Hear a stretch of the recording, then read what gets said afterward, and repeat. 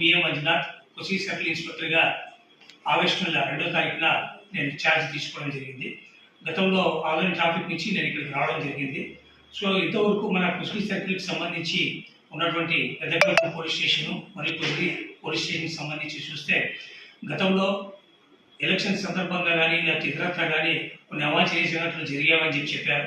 So దాంతోపాటు previous ఎవరైతే ఉన్నారో మా సీనియర్ సార్ ప్రసాద్ ఇన్స్పెక్టర్ గారు కూడా చాలా అన్ని రకాలైన చర్యలు తీసుకోవడం వల్ల ఎటువంటి ఇష్యూస్ జరుపుకోకుండా ప్రశాంతంగా ఎన్నికలు అవన్నీ కూడా ముగించడం జరిగింది. సో మేము కూడా అదే బాటలోనే అన్ని రకాల యొక్క చర్యలు తీసుకొని ఈ కుసిగి సర్కిల్ పరిధిలో ఉన్నటువంటి గ్రామాల్లో కానీ పోలీస్ స్టేషన్ పరిధిలో కానీ ఎటువంటి అవాంఛనీయ సంఘటనలు జరుపుకోకుండా ఎస్ఐస్ కూడా కొత్తగా వచ్చారు. వాళ్ళందరితో కూడా మేము ప్రణాళికలు సిద్ధం చేసుకున్నాము. దాని మేరకు ప్రతి ఒక్క విలేజ్ని పర్సనల్గా విజిట్ చేయడము, అదేవిధంగా మా ఎస్పీ గారి సూచనల మేరకు రాత్రి బస కార్యక్రమాలు కూడా ఏర్పాటు చేసి పల్లె నిద్ర కార్యక్రమాలు కూడా స్టార్ట్ చేసాము. ఆ విధంగా ప్రజలకు అందరికీ కూడా దగ్గరలో ఉండి వాళ్ళకి చెరువుగా చేరుకొని ఎటువంటి సమస్యలు ఉన్నా కూడా వాటన్నిటిని కూడా పోలీస్ ద్వారా కానీ రెవెన్యూ ఇష్యూస్ ఏదైనా ఉంటే రెవెన్యూ ద్వారా కానీ వాటి సమస్యలు పరిష్కారం చేసుకోవాలని చెప్పి తెలియజేస్తున్నాము. దాంతోపాటు సమస్య పరిష్కారం చేసుకోకుండా వాళ్ళు ఒకరికొకరు వాటి మీద అవగాహన లేకోకుండా గొడవ చేసుకోవడము, కొట్లాటలు చేసుకోవడం, దానివల్ల వాళ్ళు నష్టపోవడము, కేసులో ఉండి అవుతాయి పోలీస్ స్టేషన్ల చుట్టూ కోర్టుల చుట్టూ తిరుక్కోకుండా వాళ్ళంతా ఉండాలనే ఉద్దేశంతో వాళ్ళకంతా కూడా అవగాహన కార్యక్రమాలు చేస్తూ వస్తున్నాము.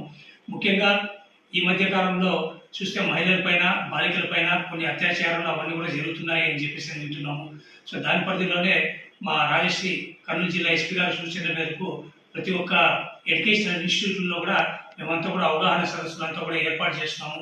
ఆ బాలికలకి కావచ్చు, టీచర్స్కి కావచ్చు, అక్కడ ఉన్న వారికి అంతా కూడా అవేర్నెస్ క్యాంప్ ఏర్పాటు చేసి ఏ విధంగా వాటి నుంచి మనము కాపాడుకోవాలా అనే ఒక అవగాహన సదస్సులు కూడా కల్పిస్తున్నాము. దీంతో పాటే ఇప్పుడు ప్రజెంట్ టెన్యూర్ చూసుకుంటే మనకంతా కూడా ఈ సైబర్ క్రైమ్స్కి సంబంధించి నేరాలన్నీ కూడా చాలా ఎక్కువ జరుగుతున్నాయి.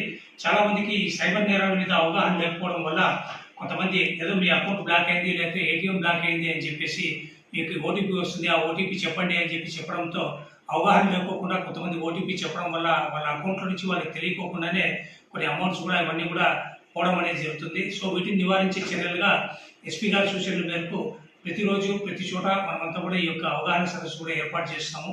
సో మీడియా పరంగా నేను కోరుకోలేదు ఏమంటే మనకు ఏదైనా యాక్షన్ జరిగింది అంటే 108 ఏ విధంగా అయితే మనం నంబర్ గుర్తుపెట్టుకుంటే అంబులెన్స్ వస్తుందని గుర్తుపెట్టుకుంటామో అదేవిధంగా సైబర్కి సంబంధించి ఎటువంటి చిన్న నేరం కానీ లేకపోతే మీ యొక్క అకౌంట్ నుంచి కానీ డబ్బులు పోయినాయి అంటే 1930 అనే ఒక నంబర్ గుర్తుపెట్టుకుని 1930 ఈ యొక్క టోల్ ఫ్రీ నంబర్ గుర్తుపెట్టుకుని ఏదైనా జరిగింది ఇమీడియట్గా సైబర్కి సంబంధించిన దాంట్లో నేరం జరిగింది అంటే ఈ యొక్క నంబర్కి ఫోన్ చేస్తే ఇమీడియట్గా వాళ్ళ డీటెయిల్స్ అన్ని తీసుకుని మీ యొక్క పోయిన అమౌంట్ ఏదైతే అకౌంట్ క్రెడిట్ అయింటుందో ఆ అకౌంట్ని బ్లాక్ చేస్తారు.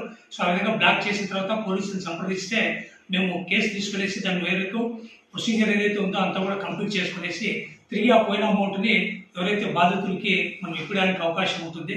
సో